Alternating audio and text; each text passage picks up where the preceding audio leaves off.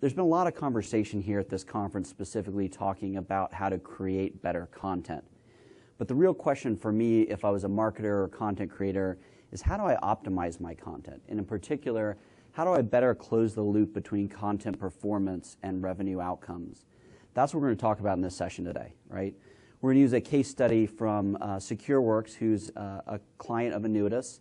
We're going to talk through the program that we built for them, how we've constructed the content, how we put everything together, how we analyze it, how we optimize it, and talk about the results. And we're going to use that as a lens to really help us dig more into and help you think about how to better build, analyze, and optimize your content and to connect it to the bottom line. And as introduced earlier, Kira Mondrus is here. She runs demand marketing at SecureWorks, and we'll be going back and forth. So as we jump into the presentation, we're going to go through three sections. We're going to first talk a little bit about the state of affairs at SecureWorks when we first started working together about 24 months ago. We're then going to talk about the approach we've taken to structure content, what we've done on the back end to align everything around buyer journey, and to create those connections and to close the loop. We're then going to talk about the results that we've seen from a conversion from a revenue level, and we're going to talk about the KPIs we use to connect the dots between the two. Thank you. Hi, good afternoon, everyone. So in this section, we will cover just some background information on SecureWorks, the challenges that we had, as well as ANNUITAS, our partner.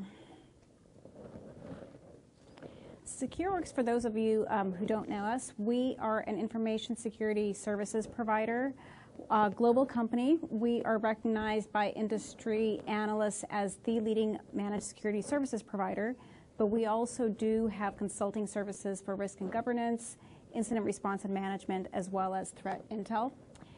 The company has about 2,000 employees. We have over 4,000 clients worldwide and have been around for about 16 years. We were acquired by Dell 4 years ago, and then this past spring, we were the first technology spin-out IPO of the year. And I have been with the company for 2 years now. So when I joined in the summer, whatever, 2014, 2 summers ago, after some quick analysis, I did learn that we have a lot of work to do.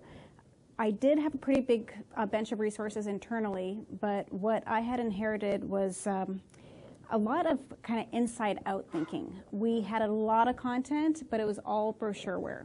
We had not taken the time to define our personas, understand anything about the buyer process, the buyer journey. We really could not in any way articulate what was marketing contribution to revenue or to pipeline. We did have a pretty good visibility of KPIs like click-through rates, open rates on emails, web visitors, but not really the metrics that mattered to the business. And the reason for this is that as the company was really fast growing and we kept on adding sales teams around the globe, we had not taken the time to build a lead management infrastructure. We did not align with sales on lead definitions or lead management process. So if I walked down the hall and asked 3 different sellers what was their definition of a marketing qualified lead, I would get 3 very different answers, and they would each be following a very different process. And, you know, obviously a very painful situation. What I did have visibility into is that 30% of what my team sent over to the inside sales team was completely ignored. They never touched it. And that was obviously a lot of money that we were wasting. We really needed to get to a point that we achieved quick alignment with sales on the process, but we also had to get to a situation where we were delivering a much better client experience for our prospects. They're big growth targets for us, and we need to make sure that we were engaging with our buyers, really helping them find answers to their questions and solutions for their problems, rather than just being out there talking about ourselves in our various brochures and presentations. And I knew that while, you know, up until that point, marketing really hadn't been held accountable for revenue contribution, I figured that those days would not last long, so we really needed to get that alignment to be able to have visibility into end-to-end results. So it was a big task ahead of us. Essentially, we were going to need to go through a major transformation. And an undertaking of that size, given all of the work that we had on our plates with service launches and getting ready for an IPO, we knew that we really had to find a partner that had been there, done that, and could help us through the process. So we selected the ANNUITAS team essentially for their core competency, which is to help us gain strategic alignment with sales and to be able to roll out a perpetual demand program that was completely driven by content and aligned to the buyer journey, that was very buyer-centric, and ultimately would lead us to a place where we would have visibility into end-to-end results, and then with that information that we could optimize and get the most out of our budgets. So we started on our path about a year and a half ago now, 18 months something ago. like that. And when I called Adam up, probably a month into my time there, I really just had one major ask, and that was help. I need to get visibility into results. We're spending all this money. I have all these people. I have no idea what it is that we're contributing to the business. We need to align with sales. We have to have process in place, all these things that we're missing. But ultimately, I didn't really want to just get visibility into results. I wanted to ensure that we were having good results, right, and what we were doing. And for that, we did have to go through a complete transformation and become buyer-centric, really understand our buyers, be able to come up with the right messaging and content so we could engage with them and have ongoing dialogue rather than just continue on the path that we had been on. And that really entailed us building out a perpetual demand engine, building out our personas, coming up with a content model and executing on that. And then in order to do all of this, we really had to take a close look at all of our processes, our people and the org structure, technology, data, content. It was a full transformation. And that's what Adam and I are going to walk you through today. Thank you. So if you want to connect the dots between your content's performance and the outcome, how you build it is just as important as how you analyze it. So the first part of this is we're talking about how we built it, and then we'll get into how we actually analyze it. One of the critical elements of building it is to build what we call a perpetual demand generation engine. And what do I mean by that? A couple of things. First and foremost, we want to drive a perpetual dialogue with the buyer. It's critical that we're in the right place at the right time with buyers, and we can deliver the right content through the right channel with the right message at the right time. And so the first step in that is to, in fact, actually think end-to-end and have a set of content that addresses all of the questions buyers have at each stage of their buying journey. The second piece of that is to then make sure that it's properly segmented and we have different conversation tracks for different personas. In this particular case, we actually had 3 personas that Kira will talk about a little bit more, and we divided our tracks in that way. Then the third piece of that is to also make sure that you not only have the right content for the right people, but you have it in the right channels. One of the things that we've done over time at ANNUITAS, we've done a lot of research looking at what we call content consumption journey, and you actually see different personas have different preferences. I'll give you a great example. The CFO versus the CIO. I can email something to a CFO because CFOs are so used to getting emails from their financial institutions, sending them research and reports, right? So they're actually open to it. They actually expect you to push things to them. There's no CIO I've ever met that responds to any unsolicited emails. They want to find it first, right? And so the channels that they're in, even at engaged stage of their process, are substantially different. So we want to make sure that we have the right matrix and it all comes together. But we also want to make sure that we connect the dots behind the scenes. So that content, those conversation tracks, those channels, we want to have an infrastructure supporting that through marketing automation and a logic to actually see where the buyer is through the process. So think about marketing automation in the mix, not actually about sending emails to people, but actually being a logic engine, almost like a chessboard, to keep track of where the buyers, they move through their process. And as we do that, to then qualify them, right? To see their behaviors, see their interactions, and to bring together a 360-degree view of the buyer. And so what happens is, from the buyer's point of view, is that we're communicating in an organic way in the right place at the right time. But on the back end of that, we're also qualifying and progressively profiling and delivering qualified leads and opportunities in real time to the sales organization. And we're doing it with stuff that has a higher probability and is better timed with a much higher chance of actually turning into revenue. So instead of traditional interruptive tactics, right, where you're putting stuff in front of people and you're campaigning when it's convenient for your company, you're actually in a state where you're always on, you're seeing everything the buyer's doing, and you're qualifying and flagging them as a qualified lead or an opportunity when the buyer's actually at that phase. And we'll talk about it in a couple minutes, but through that process, what you see is a much higher conversion rate, you see much better results, but more importantly, because we've connected all this stuff together, and this is the point of today, we can actually see how content is playing a critical role at different points in moving someone through the process. And you can take all the way down to the channel or the content level your optimization. And we'll talk a little bit more about that in a bit.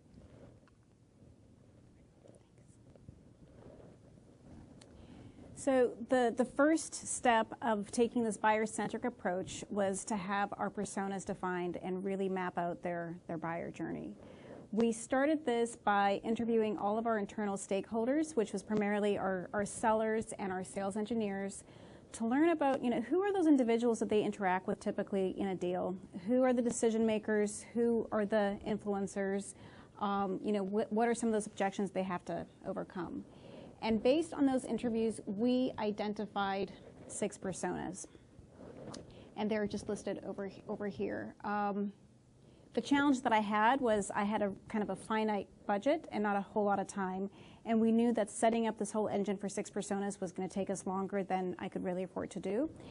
And after doing more analysis of what we had heard from the interviews, we determined that we could really essentially boil down the personas into 3 conversation tracks, which was the security decision maker, the security practitioner, as well as the business influencer. And that should give us enough of a conversation to start to go to market with. Having these 3 groups identified, we then partnered with sales to get interviews set up with clients as well as prospects so we could really dig in and do the persona work. This was probably the hardest part of the entire process. Really, getting sales to respond, getting them to give you the list of willing clients, and then getting the clients on the phone, very, very challenging, and kept on pushing things out. We ended up having to rely a lot on just doing our own industry research and having conversations with the broader industry in order to fill in some of those gaps. And as the personas were developed and defined, we were also then able to define each stage of their buyer journey and what that looked like. Next step was to develop the content model. And what we decided that we were going to do, again, because of time and resources, is that we would first start with the 2 security personas, and then after that, focus in on the business. And the way that we went about doing this, for each stage of the buyer journey, we mapped out the variety of different questions that the buyers may ask. And what we determined is that while the upfront questions and concerns that they have very different, are vary quite a bit between the 2 personas, once they get into the later phase of identifying a solution and vendor selection, those questions converge. So that's where you see the talk tracks and the model. We have different sets of content for each of the personas up front, but then we use the same pieces on the second half of the program. And in order to feed our perpetual program for these 2 personas, we identified that we needed about 50 pieces of content to make all of this happen. So with that, we did conduct an audit to see, do we have anything that's possibly available that we can repurpose? Some of it could be tweaked and used, and then understand what it is that we had to create from scratch. In this process, what we did here, we actually tag teamed with the ANNUITAS team, and we used our own internal writers as well as writers from that ANNUITAS works with. And we were able to get this part done in about 3 months, which was remarkable because I understand from the team that this is typically where things, again, tend to slow down, but we did get through it. And in addition to creating the content around the specific persona message, we also completely revamped our templates. So for the stuff that was really early stage content, we had minimum branding or no branding at all. Then for mid-stage, we had some SecureWorks brand, and only for the late stage content did we really have our logo kind of prevalent in the mix. And we also made sure to use a variety of different content types, so that way, our buyers could kind of select what it is that made sense for them, longer, shorter, video, webinar, whatever the case may be. So there's definitely a good mix within the content model. So obviously our focus here is on closing the loop, right, to be able to see the connection. So we've built these conversation tracks, we've got all the content pieces, but we need to connect the dots between our qualification, our systems, and our organizational structure. So in the same way that we've mapped, and we've kind of simplified it here, just calling it engage, nurture, convert. There's obviously a little bit more stages that are in the buy model you saw a minute or two ago. But if you imagine the same engage, nurture, convert sequence that we've created up here that the content is based around is the same thing that we've mapped systems to, and we've rationalized the role that different systems play, is the same thing that we've mapped organizational strategy to, right? Great example, somebody who's a lead qualification rep, right? What is their job? Well, if you process rationalize it, you actually say, hey, their job is to move the conversation and the qualification from point A to point B, and you can actually see that on the board. So then the last piece of that is to then map the lead management so that it supports the buying process. So think about this, right?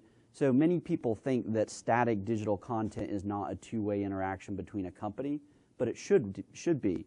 Because their buyers are going through and they're asking questions and they're digging in and they're learning things, right? But think about a two-way loop. You put content out there, you put information out there, video, white paper, whatever that is, somebody consumes it, right? Well, whenever they consume it, their consumption of that and any information they share is in fact actually the return path on a two-way conversation. So instead of just pushing stuff out there, right, you need to actually read and see based on the interactions the buyers are having with the content, what that means for you, what that means for their lead qualification. You also have to do something we call progressive profiling. So each time somebody interacts with a premium content piece, particularly stuff that has some sort of a gate on it, we ask them a couple more questions each time they engage a little bit further. So at the same time that we're seeing their content-based interactions, we're also capturing demographic and intent-based questions. And then we're actually bringing all of that together. So in fact, what happens is as somebody moves from engage to nurture to convert, particularly they move through the engage and nurture stages, you see these lead qualification stages that say engage, and qualified lead. So we use their content-based interactions plus their responses with progressive profile to incrementally qualify them. So we actually have a multi-stage automated funnel before someone even gets in front of a salesperson, somebody even calls into them to talk to them. Engage, right? That's somebody who's just starting and has had some initial point of substantial engagement, and we're scoring and looking at all the things they've done. Moreover, engaged is also they're consuming high-level thought leadership content, but not lower funnel content. Qualified engaged, we've seen sustained engagement, we've seen multiple interactions, and we've asked them enough questions to actually get to a point where we know demographically, firmographically enough about them to say, hey, they're engaged and they look like the kind of person that we might want to do business with, right? But what none of that tells you, and again, this is connecting the dots, is somebody ready to buy? And so we use the combination of those first two steps plus seeing their interactions with lower funnel content, right? That stuff that is more about they're in a buying stage, the content that is mapped to those questions they're asking in those lower stages, to then say that somebody is qualified. So what comes out of this is a very, very high quality proposition where someone's in a lead development role goes, hey, this person has had multiple interactions, we know they look right, and they're actually doing the types of things that look like they might be ready to buy. And so that's why it's really important to understand that everything we've talked about to construct the front end of the content matrix is really important, but if your back-end systems, if your people, process, technology, and data aren't also mapped to that, and then you don't have marketing automation CRM connecting the dots, meaning that every time they interact with that content or they submit a form, that's all going into one engine, and you're getting a 360-degree view of the buyer through that process, you're not able to bring together that picture.